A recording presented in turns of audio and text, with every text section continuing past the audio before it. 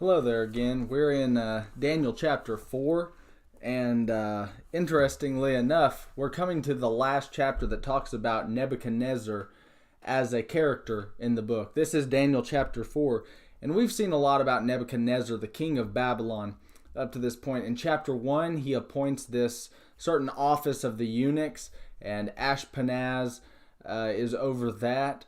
And Daniel, and then his three buddies, Shadrach, Meshach, and Abednego, Hananiah, Azariah, and Mishael, are also there, and they determine to be faithful for God in relation to the king's meat and drink.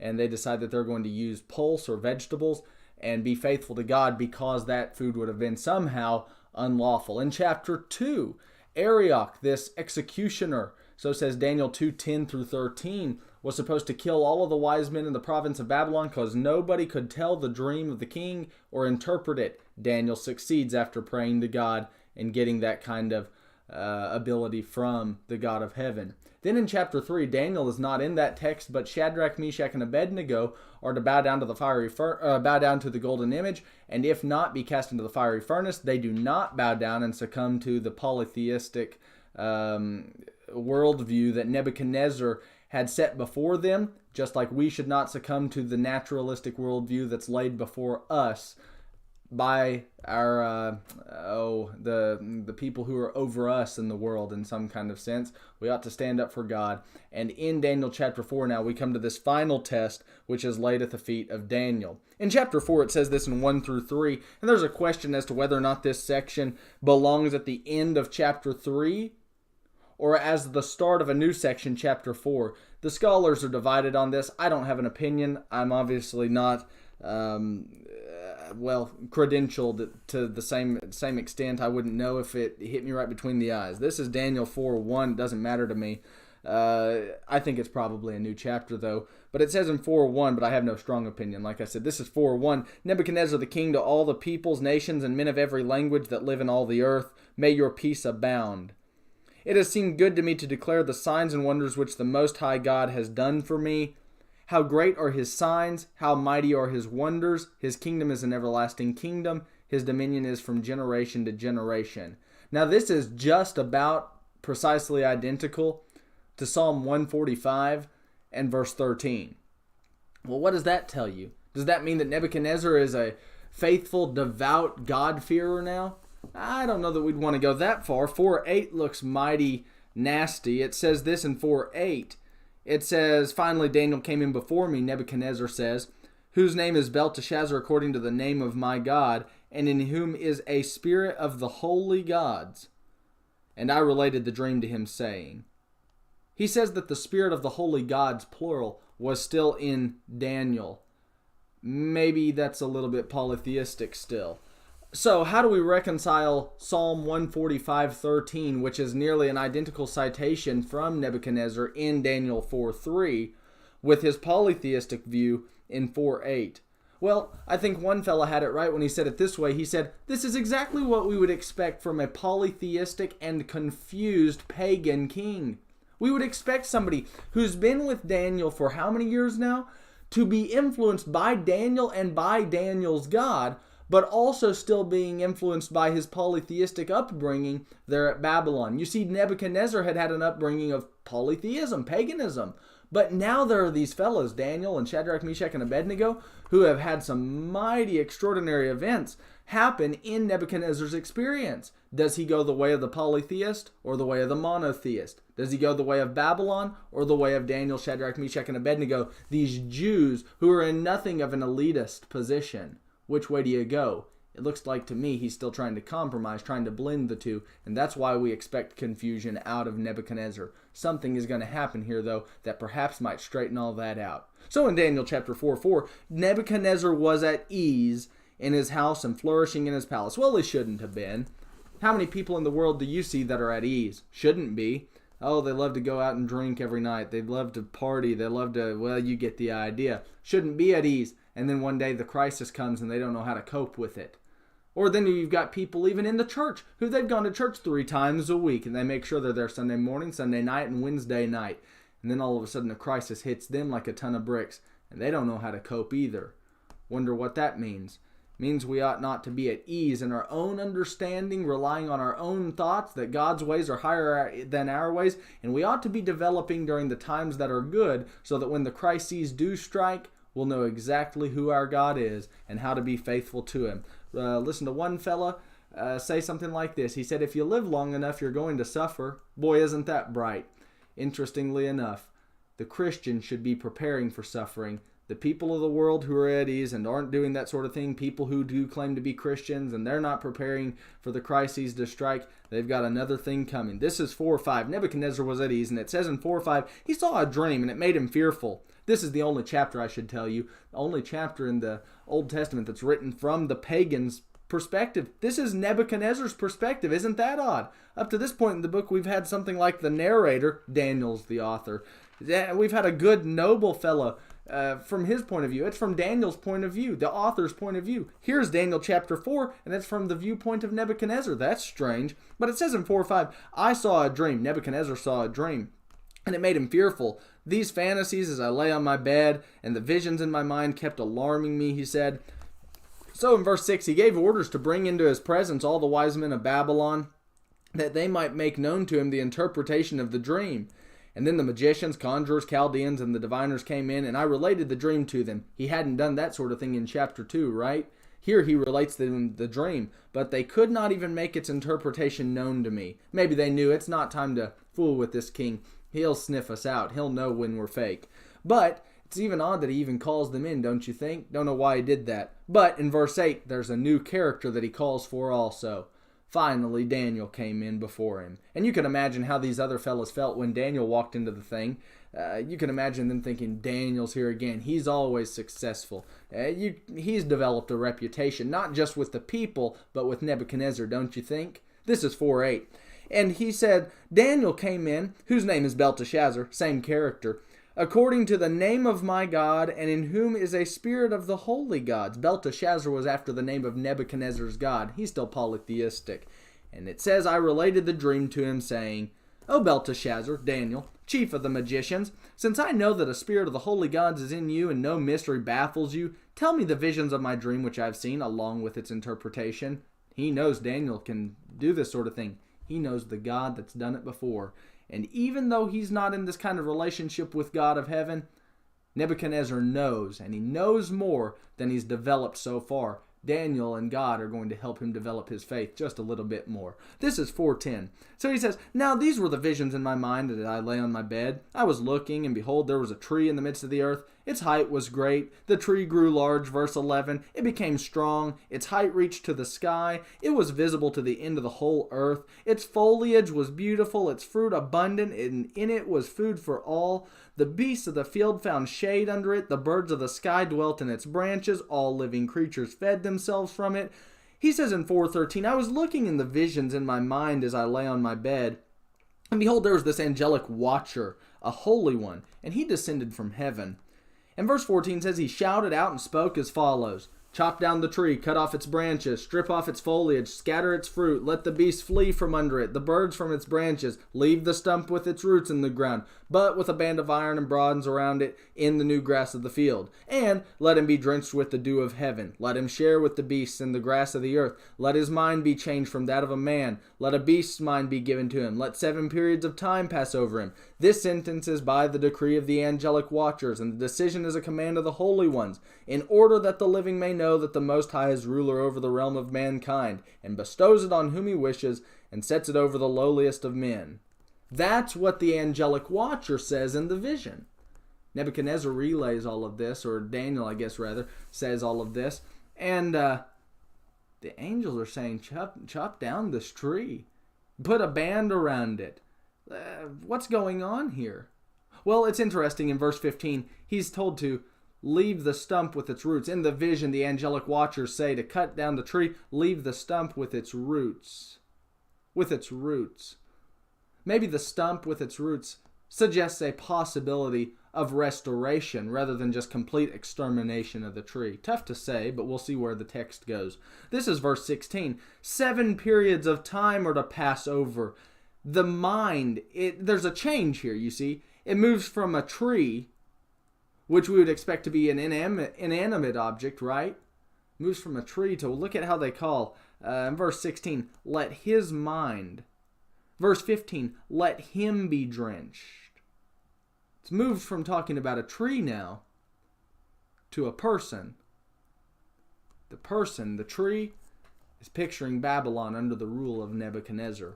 And so it says this in verse 16, let 7 periods of time pass over him. The 7 periods of time probably just talks about a symbol of completeness. I don't know exactly how the number 7 got to stand for completeness, but that it does, we're sure, right? This is Psalm 12 verse 6, and it uses the same kind of figure. It says this, the words of the Lord are pure words, as silver tried in a furnace on the earth, refined 7 times.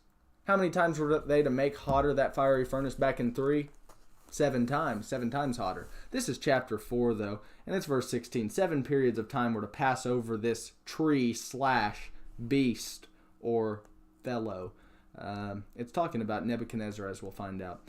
And so in verse 17, why is all this going to happen to the tree, to the beast, to the fellow?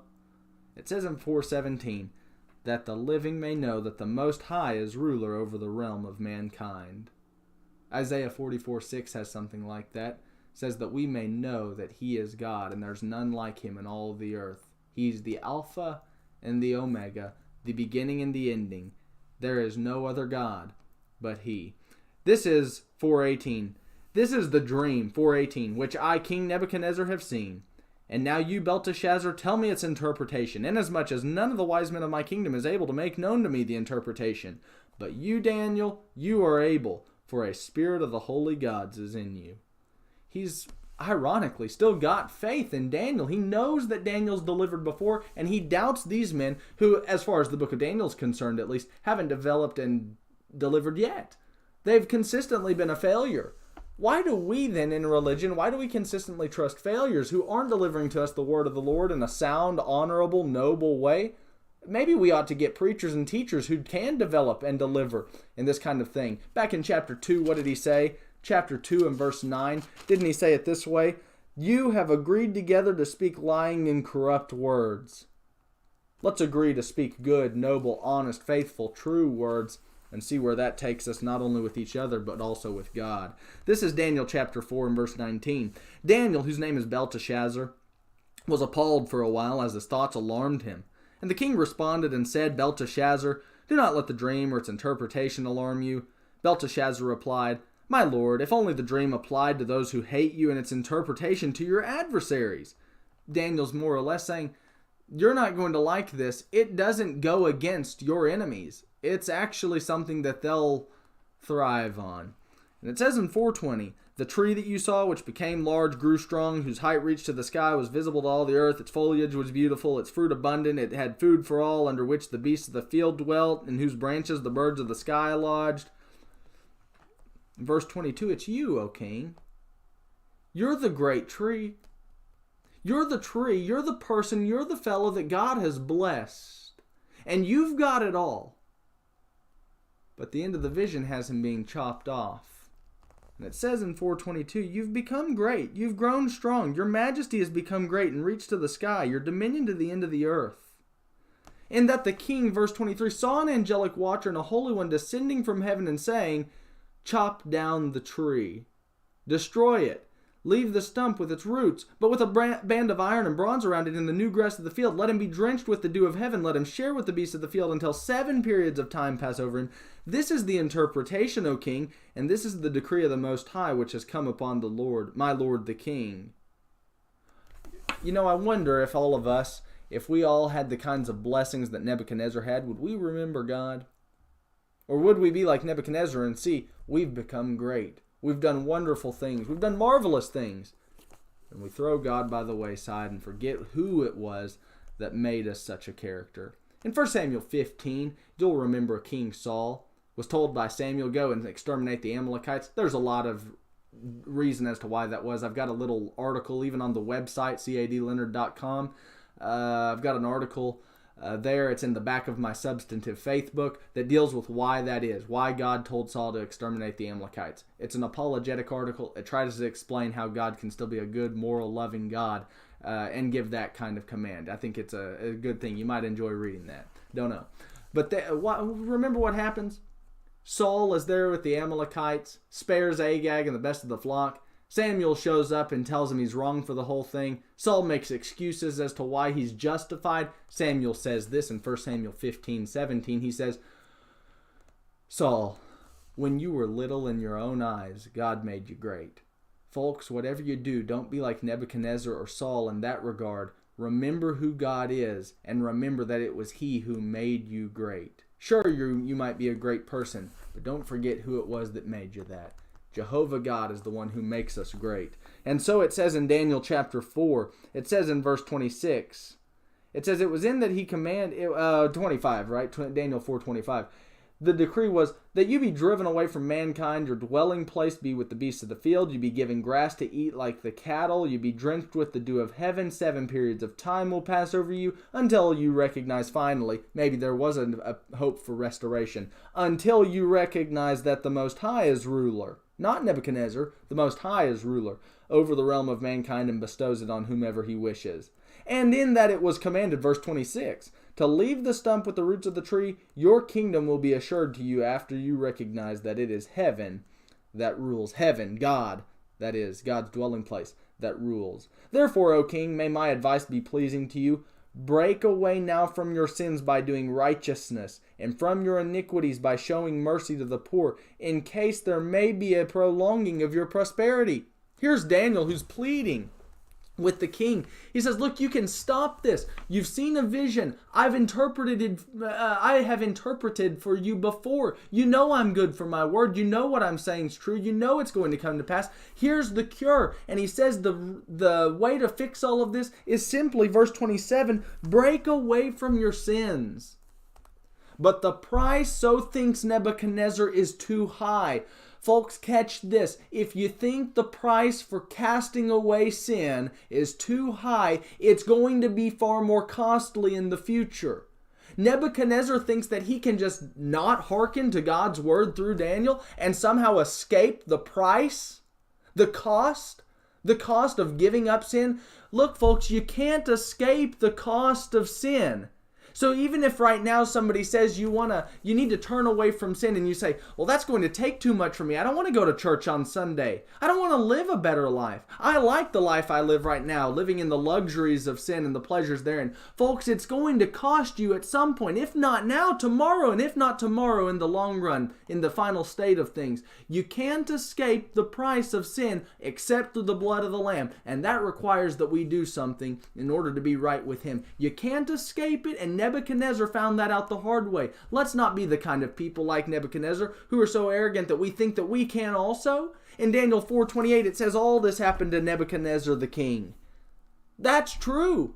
This sort of thing happened. And so it says in 29, 12 months later, probably after 11th month, he probably was walking through the palace and thought something like this: I have escaped it. Sin hasn't caught up to me yet. Daniel was wrong.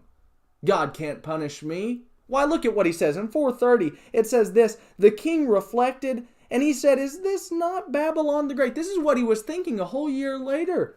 Which I myself have built as a royal residence by the might of my power and for the glory of my majesty. Babylon the Great. He built it. I built it, he says. And as he's asking this, you could almost imagine his chest lifted up, and he asks it to the palace itself, and he says, who has built this wonderful palace? And while he asks the question, God answers. In 4 verse 31, while the word was even in the king's mouth, a voice came from heaven saying, King Nebuchadnezzar, to you it's declared, sovereignty, the kingship, has been removed from you. And in chapter 4, verse 32, and you will be driven away from mankind. Your dwelling place will be with the beasts of the field. You'll be given grass to eat like cattle. 7 periods of time will pass over you until you recognize the Most High as ruler. Until you finally recognize who really is the boss over the realm of mankind and bestows it on whomever he wishes. Sure, Nebuchadnezzar is going to have to learn who God is. And then, after we learn who God is, restoration is possible. In 4:33, immediately the word concerning Nebuchadnezzar was fulfilled, and he was driven away from mankind, and began eating grass like cattle, and his body was drenched with the dew of heaven, until his hair had grown like eagle's feathers, and his nails like bird's claws. Boy, wouldn't it have been better if he had just turned away from sin and didn't have to experience any of that? Now he's learning the lesson the hard way. Thank God that he had time even to learn it the hard way in this life. Maybe some of us won't be so fortunate. Folks, learn to give up the bottle today. Learn to give up the fornication today. Learn to start being a truth teller. Learn to give up all of the things that stand in between you and your God. Learn it now before we have to learn it the hard way if we're even that fortunate. There's coming a day in which the God who's fixed all of this, he's appointed a day in which he'll judge the world in righteousness. Acts 17:30 and 31. And he said it this way in 17:30 of Acts. Today, this is the time. God had winked at ignorance for so long, and now he commands all men everywhere to repent. Acts 17:30 and 31. There's a day coming in which he'll judge the world in righteousness by that man Jesus, whom he raised from the dead. And so in Daniel 4, Nebuchadnezzar's having to learn this the hard way. In 4:33, it's talking about some sort of disease. Maybe like there's a disease that I read one scholar talked about lycanthropy. It's maybe a psychological condition. Maybe he's got something where he actually thinks himself to be a beast of the field. This is 4:33. And as we get into 4:34 and what happens, how he comes out of this, not quite sure. But the text, I don't know why we wouldn't take it credibly. These kinds of psychological diseases or problems are as existent today as they were back then, and existent back then as they are today. These are real problems that real people face, but this is actually a threat from God. Where do you think the boils came from that smote Job? Where do you think the thorn in the flesh came from that smote Paul? Where do you think the cross came from that smote Christ? God was the one who brought them. Why couldn't God smite Nebuchadnezzar with something like this sort of thing, maybe like lycanthropy or insanity, some kind of psychological problem as punishment? And 7 times, I don't think it's a 7 literal times where God just keeps hitting him over and over and over again, but the 7 times the completion, what was it to bring about? Why was he going to hit him with 7 periods of time? 4:16, 4:25. Why do you think it was going to be 7 periods of time? It says in these cases, in verse 25, until you know that the Most High is the ruler. Once Nebuchadnezzar has learned the hard lesson, and he's learned it the hard way, he'll know then that God, Jehovah God, is Lord of heaven and earth, and that he himself, Nebuchadnezzar, is not. This is 4:34. But at that end of that period, I, Nebuchadnezzar, raised my eyes towards heaven. Finally, God's gotten through to him, and he realizes he's not the boss, but he looks toward heaven. I think that says a little bit more than just his upward glance, don't you? It's his tipping his hat towards God. And my reason returned to me. I blessed the Most High and praised and honored him who lives forever. Sometimes in order for us to find our way up, we've got to go down. Sometimes in order for us to see God, we've got to see our own failure first. Sometimes we have a hard time seeing God through the filter of our own selves. And that's what God's wanting us to do, is to learn how to see him more appropriately, more clearly. This is 4:34. And he honors him with this kind of psalm. His dominion's an everlasting dominion. His kingdom endures from generation to generation. All the inhabitants of the earth are accounted as nothing. He does according to his will in the host of heaven, and among the inhabitants of the earth. And no one can ward off his hand or say to him, what have you done? There is a number of passages, Psalm 115:3, Psalm 145:13, Isaiah 14:27, Isaiah 24:21, Isaiah 40 verse 17. All of these texts get conflated into this one psalm by Nebuchadnezzar. Some of the rhetoric is just strikingly similar to some of those passages I just listed. Where do you think Nebuchadnezzar picked up on those lines? Lines from Isaiah? Lines from the Psalms? Where do you think Nebuchadnezzar learned those? He had spent time with Daniel. Daniel was a devout man. Maybe Daniel had taught Nebuchadnezzar more than perhaps we had realized. And even Nebuchadnezzar had become acquainted somehow with the Old Testament readings. Maybe that's how he knew Isaiah and the Psalms. But in 4:36, at that time my reason returned to me, and my majesty and splendor were restored to me for the glory of my kingdom, and my counselors and my nobles began seeking me out. So I was reestablished in my sovereignty, and surpassing greatness was added to me. Now here's the rest of the story, 437. I, Nebuchadnezzar, praise, exalt, and honor the King of heaven, for all his works are true, and his ways just, and he is able to humble those who walk in pride. Tough to say what the final end of Nebuchadnezzar was, right? But we know this. The vision had him learn that he was going to be smitten by God 7 times until he learned that God truly was the boss. And then perhaps restoration could come. Nebuchadnezzar is smitten by God. He's walking in the palace. While the word's in his mouth, God teaches him who it is that created this great Babylon. Jehovah God was responsible. Jehovah God smote Nebuchadnezzar and his pride. And at the end of it all, Nebuchadnezzar starts quoting pieces of the Old Testament, it would seem. And we wonder where he picked those up, possibly from Daniel. This means a couple of things. The first thing is this. It means that restoration might be possible with you. You might be going through it right now and you might be righteous. God can make it turn out for the best. You might be going through it right now and be unrighteous. God can also make that turn out for the best. You might have to learn the lesson the hard way, but God can do a number of things for you. The third thing that we need to learn is this.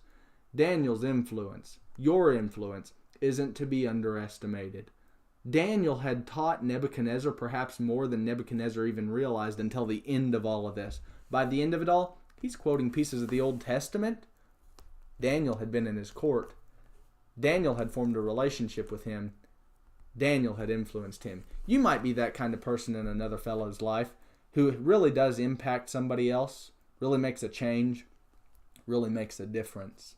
Be that kind of person.